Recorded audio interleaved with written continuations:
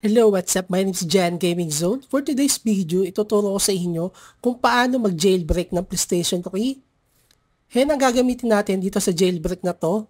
Compatible siya sa lahat ng model ng PS3. Dito nga kailangan natin dito ng USB at least 2 gig. Panoorin ang buong video to at ituturo ko sa inyo kung paano mo mag-jailbreak ang iyong PlayStation 3. Punta lang tayo dito sa PSX Place. So, nasa description ang link. Download lang natin itong HFW 4.92 hybrid firmware. Pagkatapos i-download ang HFW 4.92, ang next step ay transfer natin sa USB drive.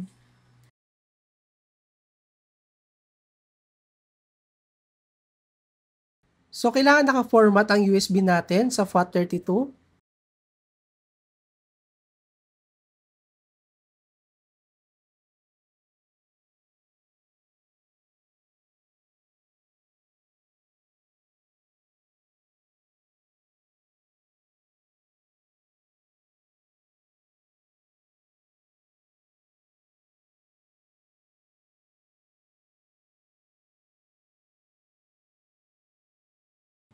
Create lang tayo ng folder. I-type natin PS3, all caps.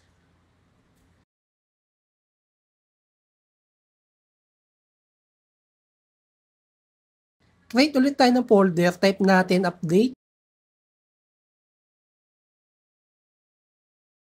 Pagkatapos transfer natin ang HFW file dito sa loob ng folder ng update.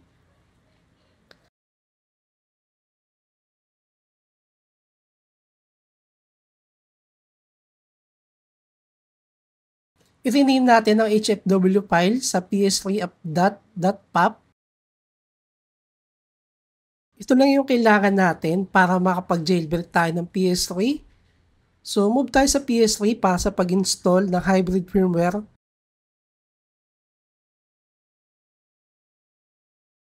Bago natin simulan ng pag-update ng hybrid firmware, check nyo muna kung working ang network ng Wi-Fi at Bluetooth nyo para hindi tayo magkaroon ng error sa pag-update.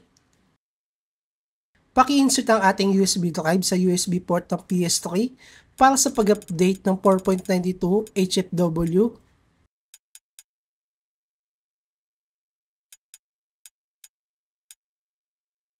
.86 yung firmware at i-update natin to sa 4.92. Pindutin lang natin ang update via storage media at pindutin ang OK.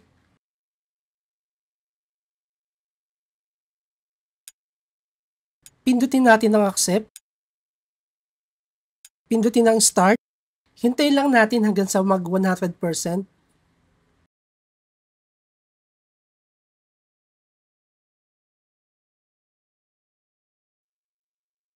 Pindutin ang PS button sa ating controller.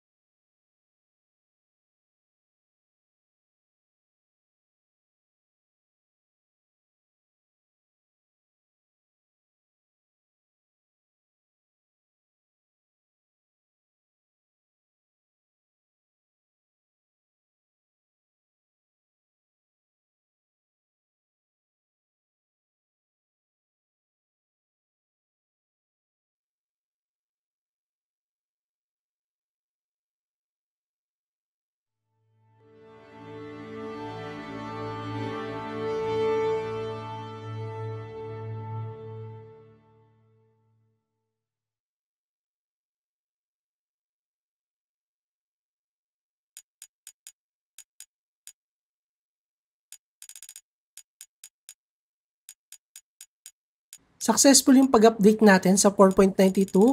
Wala tayong error na encounter sa pag-update.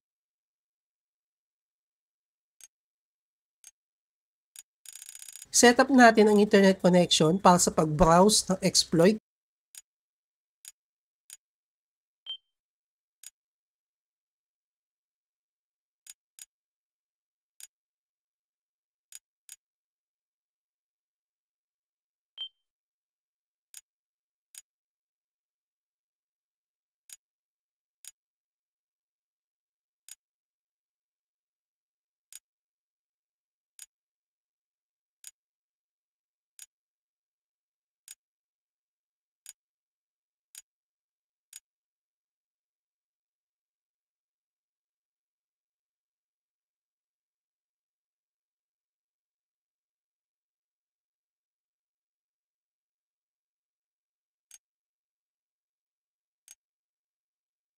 Punta tayo sa internet browser.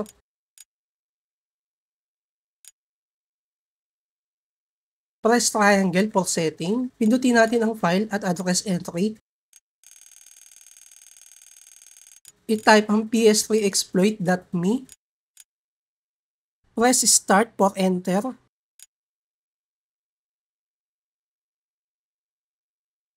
At bookmark natin para nakasave sa browser.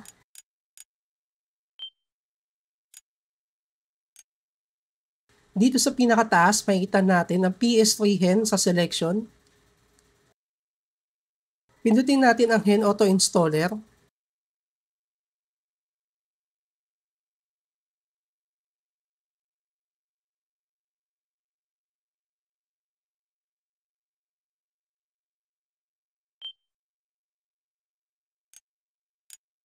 At bookmark ulit natin.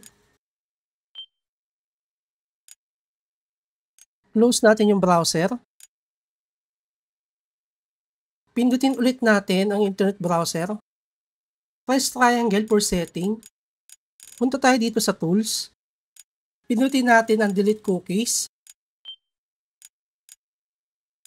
Delete search history. Delete cache.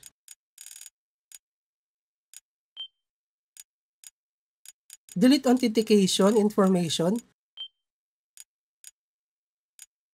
Punta tayo sa bookmark. Balik tayo sa PS3 Hen Auto Installer.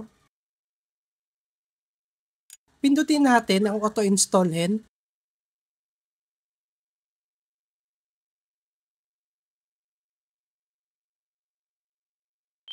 I-close ang browser. Downloading na latest Hen installer. Nasa 20 MB lang siya.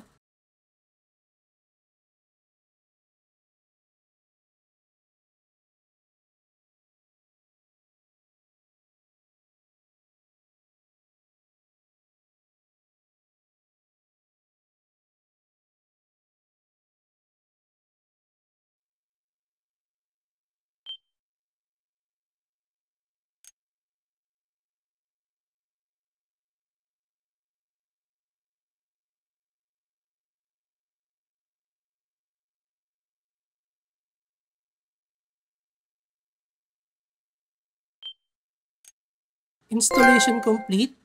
Then punta tayo sa remote play. Close natin ang remote play.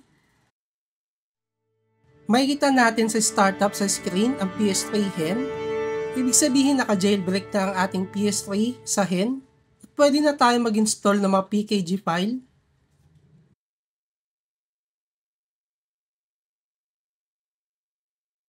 Enable lang natin ang Hen every time na bubuksan natin ang ating PS3.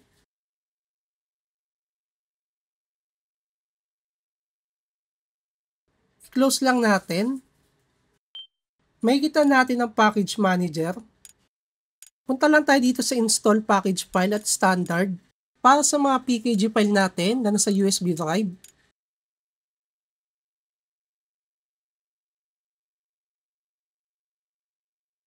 Maraming salamat sa panonood. Kung may natutunan ka sa video na to, huwag kalimutang i-like at mag-subscribe at i-click ang notification bell para updated ka sa susunod kong mga tutorial. Kung may tanong ka o may gusto kang i-topic na i-cover ko next time, i-comment lang sa baba. At kung gusto mo panoorin ang iba nating tutorial, nasa description ng video ito.